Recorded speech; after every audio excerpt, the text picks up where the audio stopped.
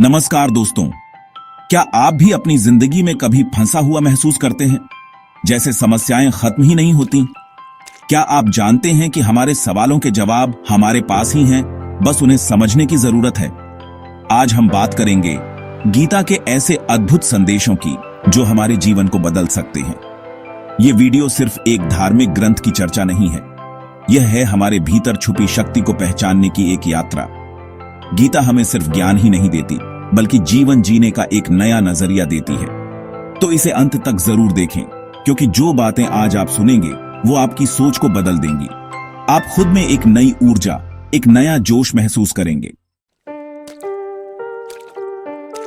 गीता की शुरुआत ही एक संघर्ष से होती है।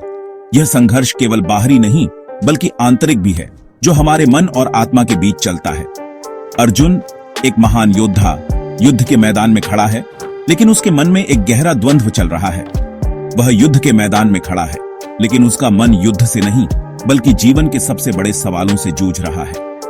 वह सोचता है कि क्या यह युद्ध सही है, क्या यह उसके धर्म के अनुरूप है। वह अपने कर्तव्य और रिश्तों के बीच फंसा हुआ है।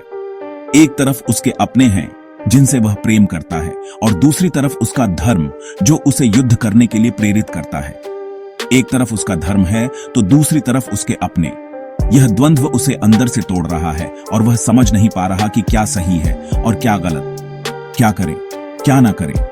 यह सवाल उसके मन में बार बार उठता है, और वह इस उलझन में फंसा हुआ है। दोस्तों, ये सवाल सिर्फ अर्जुन के नहीं है, ये हम सबके जीवन के सवाल हैं। हम सभी कभी न कभी ऐसी परिस्थिति का सामना करते हैं जहां हमें समझ नहीं आता कि क्या सही है और क्या गलत। हर किसी को कभी न कभी ऐसी परिस्थिति का सामना करना पड़ता है जहां उसे समझ नहीं आता कि क्या सही है और क्या गलत। यह जीवन का एक महत्वपूर्ण हिस्सा है जो हमें सोचने और समझने पर मजबूर करता है। गीता हमें सिखाती है कि संघर्ष जीवन का एक अभिन्न अंग है। यह हमें सिखाती है कि संघर्ष से भागना नहीं चाहिए, बल्कि उसका सामना करना चाहिए। यह हमें तोड़ने नहीं, बल्कि मजबूत बनाने आता है। संघर्ष हमें हमारी सीमाओं को पहचानने और उन्हें पार करने का अवसर देता है। जैसे सोना आग में तपकर कुंदन बनता है, वैसे ही हम भी संघर्षों से गुजरकर निखरते हैं। संघर्ष हमें न केवल शारीरिक रूप से, बल्कि मानसिक और आत्मिक रूप से भी मजबूत बनाता है। जरूरी ये नहीं कि हम कितनी बार गिरते हैं, जरूरी ये है कि हम कितनी बार फिर से उठ खड़े होते हैं। हर बार जब हम गिरते हैं और फिर से उठते हैं, हम और भी मजबूत हो जाते हैं। और यही सीख हमें गीता से मिलती है।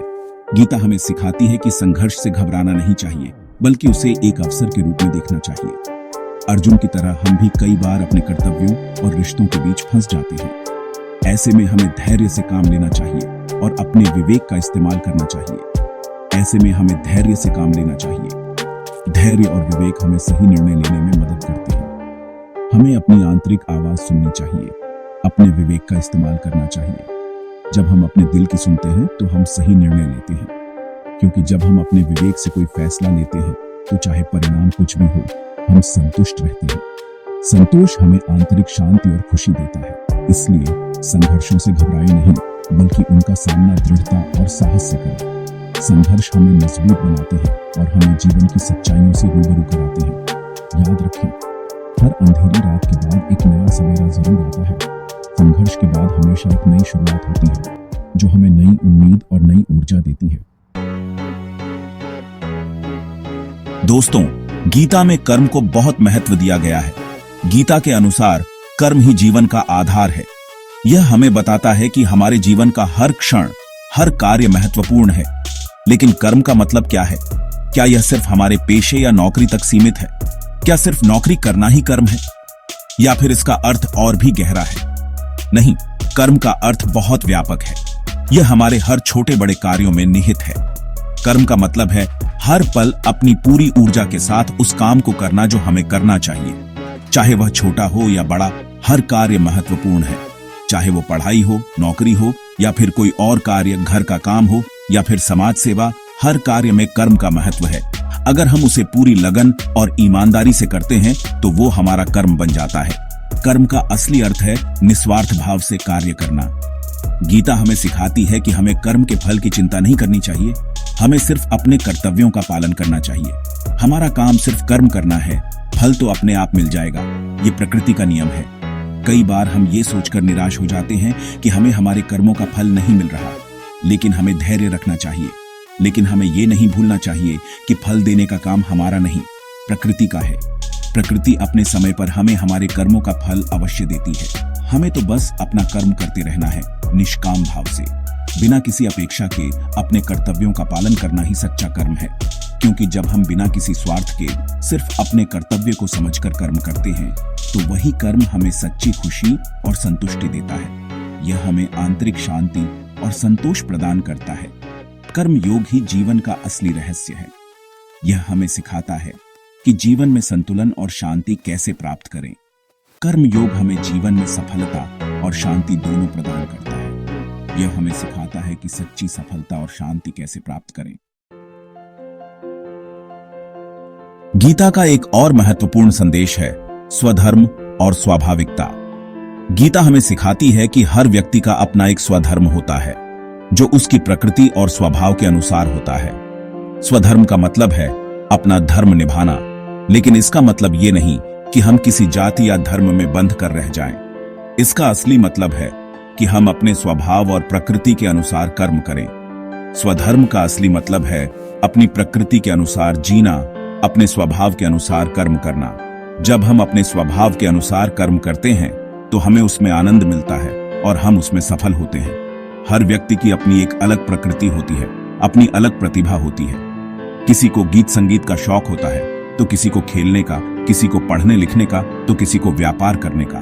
किसी को गीत संगीत का शौक होता है और वे उसमें अपनी खुशी और संतुष्टि पाते हैं, तो किसी को खेलने का, किसी को पढ़ने लिखने का, और वे अपने अपने क्षेत्रों में उत्कृष्टता प्राप्त करते हैं, तो किसी को व्यापार करने का। हर व्यक्ति की अपनी एक अलग पहचान होती है और हमें उसे पहचानना चाहिए। गीता हमें यही सिखाती है कि हमें अपनी प्रकृति को पहचानना चाहिए और उसी के अनुसार अपने जीवन को ढालना चाहिए। जब हम अपनी प्रकृति के अनुसार जीते हैं तो हम अपने जीवन में संतुलन और शांति पाते हैं। जब हम अपनी प्रकृति के विपरीत काम करते हैं तो हमें न तो उस काम में आनंद आता है और न ही सफलता मिलती है। हम अपने आप को असंतुष्ट और तनावग्रस्त महसूस करते हैं। इसलिए जरूरी है कि हम खुद को पहचानें, अपनी क्षमताओं को पहचानें और उसी दिशा में आगे बढ़ें। जब हम अपने स्वभाव के अनुसार कर्म करते हैं तो हम अपने जीवन में सच्ची खुशी और संतुष्टि पाते हैं। स्वाभाविकता ही जीवन का सबसे बड़ा सौंदर्य है। जब हम स्वाभाविक होते हैं तो हम अपने आप में पूर्ण होते हैं, संतुष्ट होते हैं। हमें किसी और चीज की चाह नहीं रहती। जब हम स्वाभाविक होते हैं तो हम अपने जीवन में शांति और संतुलन पाते हैं। हम अपने आप को और अपने आसपास के लोगों को खुश रखते हैं। और जब हम संतुष्ट होते हैं तो हमें किसी और चीज की चाह नहीं रहती। हम अपने जीवन में सच्ची खुशी और संतोष पाते हैं। और यही गीता का संदेश है। आज के भागदौड़ भरी जिंदगी में मन शांत और स्थिर रहना बहुत जरूरी है, और गीता हमें ध्यान और शांति की शक्ति के बारे में भी सिखाती है। ध्यान का मतलब है अपने मन को एकाग्र करना, अपने विचारों को नियंत्रित करना। जब हमारा मन शांत होता है तो हम चीजों को और अधिक स्पष्टता से देख पाते हैं। हमारे अंदर छुपी हुई शक्तियां जागृत होती हैं और हम जीवन में सही फैसले ले पाते हैं। गीता में कहा गया है कि जिस प्रकार हम अपने शरीर को स्वस्थ रखने के लिए व्यायाम करते हैं, उसी प्रकार अपने मन को स्वस्थ रखने के लिए ध्यान करना जरूरी है। ध्यान के माध्यम से हम अपने मन को शांत कर सकते हैं, अपने विचारों को नियंत्रित कर सकते हैं और अपने अंदर छुपी हुई असीम शक्ति को पहचान सकते हैं। शांति किसी बाहरी चीज से नहीं मिलती, बल्कि यह तो हमारे अंदर ही होती है। हमें बस उसे पहचानने की जरूरत है, और ध्यान ही वह माध्यम है जिसके द्वारा हम अपनी आंतरिक शांति को प्राप्त कर सकते हैं। तो दोस्तों, गीता हमें सिखाती है कि जिंदगी एक संघर्ष है, लेकिन इसे कैसे जीना है यह हमारे हाथ में है। गीता हमें कर्म करने, धैर्य रखने, स्वाभाविक रहने और ध्यान करने की प्रेरणा देती है। यह हमें बताती है कि सुख दुख, हार जीत, ये सब जीवन के दो पहलू हैं और हमें इन दोनों को समान भाव से स्वीकार करना चाहिए। गीता हमें सिर्फ ज्ञान ही नहीं देती, बल्कि जीवन जीने का एक नया नजरिया देती है। यह हमें बताती है कि हम कौन हैं, हमारा असली उद्देश्य क्या है और हम कैसे अपने जीवन को सार्थक बना सकते हैं। गीता का संदेश आज भी उतना ही प्रासंगिक है जितना हजारों साल पहले था। यह ग्रंथ हमें सिर्फ धार्मिक ज्ञान ही नहीं देता, बल्कि जीवन जीने की कला सिखाता है। इसलिए हमें गीता को सिर्फ पढ़ना ही नहीं चाहिए, बल्कि इसके संदेशों को अपने जीवन में उतारना चाहिए। दोस्तों, उम्मीद है कि आज की वीडियो आपको पसंद आई होगी।